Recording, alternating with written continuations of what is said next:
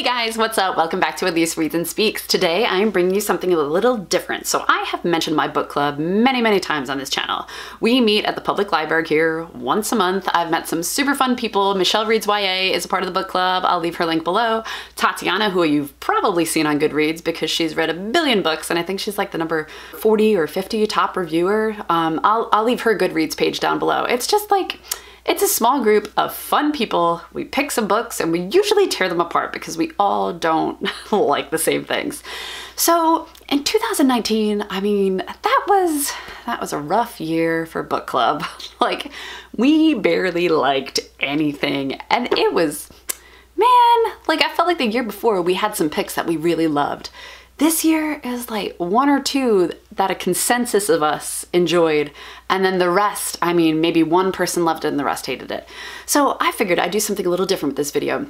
Normally I would rate them from worst to best, but I feel like we all kind of know what the best are. So why don't I just rate them from best to worst? All right, so to kick it off, I'm gonna start with the best being my pick because I already know that I loved it. So I feel like it's unfair to even put it in the list. The first one is 1,000 Pieces of You by Claudia Gray. I've mentioned it many times. I love that series. And I had already read it before I recommended it for book club because I just wanted somebody else to read it so I could talk to them about it. So I already knew that that was like a 5-star read for me. So I'm just gonna start off with that one and slide it to the side. All right. All the rest of these books I had never read before. So the real number one at the top of the list is Sadie. I loved this audiobook. It was fantastic. My girl Rebecca Soler did Sadie's voice, but it set up like a podcast that there were so many other different voices and I felt like I was in that story. I was wondering what was happening to her when I wasn't hearing from her, and then when I did hear from her, I was like, oh my gosh, I cannot believe this girl. And just being a speech language pathologist, I thought it was so interesting and so correct that when she spoke out loud, she had a stutter, but when you're hearing her voices in her head and when she's talking to herself, she did not stutter at all. That's what it's like. That's what it's like. Like just hearing from other people that have had stutters or, you know, currently have stutters. I just haven't talked to them recently. That's what it's like. I mean, they're not stuttering in their heads. It's something that when their verbal output is coming out that makes them stutter. Any speechy that reads or listens to this book is gonna really love that part of it. Okay, that's not the plot though. Like, the plot is kind of dark. It's about this girl that got sexually abused when she was younger, and she's looking to get even with this one guy who she thinks killed somebody else. Turns out this guy has a long history of abuse and she goes after him for her last hurrah. The ending is left kind of open ending. It's up to interpretation. So I think that if you're looking for a book to discuss with other people, this is a really great one because we all had different theories about what happened at the end, which is really cool. All right, number 2 on my list is The Poet X by Elizabeth Acevedo. I have already talked about this one in my 1-star and 5-star video. I'll leave that link down below. This was incredible. She did her own poetry. I usually hate poetry, happen to love this one. She narrates her own audiobook, and so she has the rhythm of the poetry the way that it's supposed to be heard. It was top notch. I didn't enjoy it as much as Sadie because I like the story of Sadie just a little bit more. Plus, I mean, Rebecca Soler. She's my love. She's my narrator love, okay? So that puts her like top tier. But Poet X was a solid 2nd place. Number 3 on my list was my pick, 4 Dead Queens. Okay, there's a lot of people that DNF'd this and didn't enjoy it, but I did. I thought it was so creative. The main criticism that I have for it is that too much was put into one book. Like, this should have been a series. There could have been some serious, good world building stuff in here, and it was crammed into one book, and I felt like it was such a missed opportunity because there was some interesting stuff going on in here.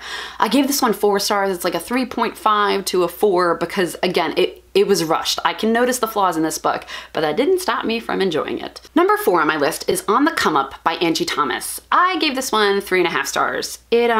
I mean, it was all right. It wasn't for me. I can tell that it was a good book. It was written well and it will appeal to people who like hip hop. I just don't like hip hop, so I could not enjoy the story.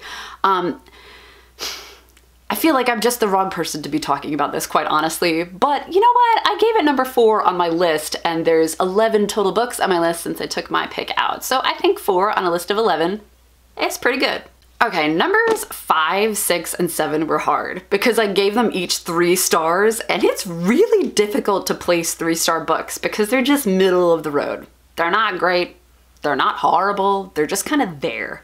So I did these in the order that I could like remember the most facts from, okay? So number 5 on my list is Dorothy Must Die by Danielle Page. This one was alright. Like, I'm not heavy into The Wizard of Oz. I imagine any person that's really heavily into that movie or that book series, whatever, you'll like this book, okay?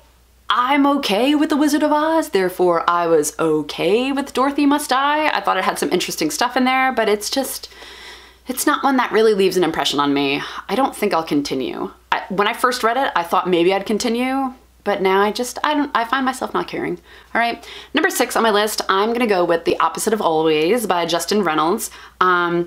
This was another one that's just kind of middle of the road. Like, he keeps living the same day over and over again. Actually, you know what? It's not even the same day. Like, something happens and then he goes back to that specific day, lives like weeks or months, and then goes back to that day again to restart or redo. I don't know. It was just, again, not something that left a lasting impression. All right, number 7 on my list, it's the same, A Very Large Expanse of Sea by Tahira Mafi. Didn't leave an impression on me. I remember there was a girl with a hijab that was breakdancing, and she fell in love with a boy named Ocean. I think they should have focused on the breakdancing more than a boy named Ocean, because I thought that was much more interesting. And I was promised to have this girl that was dealing with the after effects of 9/11, like how people saw her in her school. And I was hoping for more of that. And what I got was a love story, and it was a boring love story. Sorry. Number 8 on my list is What If It's Us by Becky Albertalli and Adam Silvera. What a letdown. Ugh. Becky Albertalli, I love her for Simon versus the Homo sapiens agenda. Adam Silvera, love him for They Both Die at the End. Oh my gosh, what happened in this book? Like, what if it's us? Dude, it's you, it's you, it's you. Number 9, Girls of Paper and Fire by Natasha Nyong. Oh my gosh, why did this blow up on BookTube? Like, I am heavy into fantasy, and that was not a good book. That was the one, I don't know if you remember this from like months ago when I did a review on it, but the dog dies in the very beginning of the book. And like, dude, if you're killing off a dog in the beginning of your book, oh, it's not gonna sit well with me. All right, but I gave you a chance. I read the entire book. Didn't get better. Now, the number 10 and the number 11 slots, I mean, that's where we're really duking it out. These books, both fought a hard battle. They both got 1 star. I despise them both almost equally, okay? I had a horrible time reading each of them. So which one? Which one will win it out, okay? Who will be the winner? Who will be the runner-up? Which one should I announce first? Okay, I guess I'll announce the runner-up, because those of you that are not in my book club have no idea what the top slot is gonna be. So my runner-up goes to The Lost Coast by Amy Rose Capetta. Clap it up, you guys, clap it up. All right, it was a good attempt, man. You had your lesbians, you had your witches, you had your sex magic for no apparent reason at all. You had, oh my gosh, the purple prose that was vomiting from the book. It was, oof, it was atrocious. I'm sorry, you did a great job, you really tried, but you did not pull out that top slot. My top slot, my number 11 pick of best book, meaning number 1 for worst book, goes to Dodger by Terry Pratchett. Oh, I can't believe it. It was amazing. You did wonderful. It was that terrible, that pretentious. I have no idea what the hell went on in your book. And so many people are like, pro Terry Pratchett, read Discworld. Dude, I do not even think I could pick up Discworld after reading Dodger, because oh my God, getting through that writing, it was such a slog. It was awful, it was awful, it was awful. All right, you all put in some really great attempts at being the worst book, because we didn't like a lot of you that we read. However, there can only be one winner, and that winner is Dodger. All right, after that poor performance, I hope we have a much better 2020. I thought I would share the books that we're going to read this year. These are in no particular order because I don't remember the order that they're in. I can tell you that this month we are reading The Disappearances by Emily Bain Murphy. That was our pick for magical realism. For contemporary, we chose The Rest of the Story by Sarah Dessen. Spoiler alert, I already read that one and I didn't like it. Fantasy, we chose Sorcery of Thorns by Margaret Rogerson. For mystery, we have A Good Girl's Guide to Murder by Holly Jackson. Sci-fi, The Kingdom by Jess Rothenberg. LGBTQ, we have Autobiography by Christina Lauren.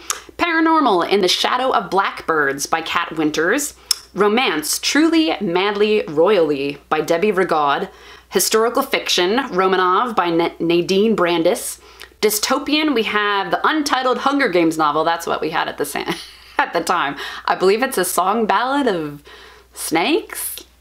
Something like that. And songbirds? It sounds right? But at the time that we made this list, it was untitled. It has a title now. I'll put it up there.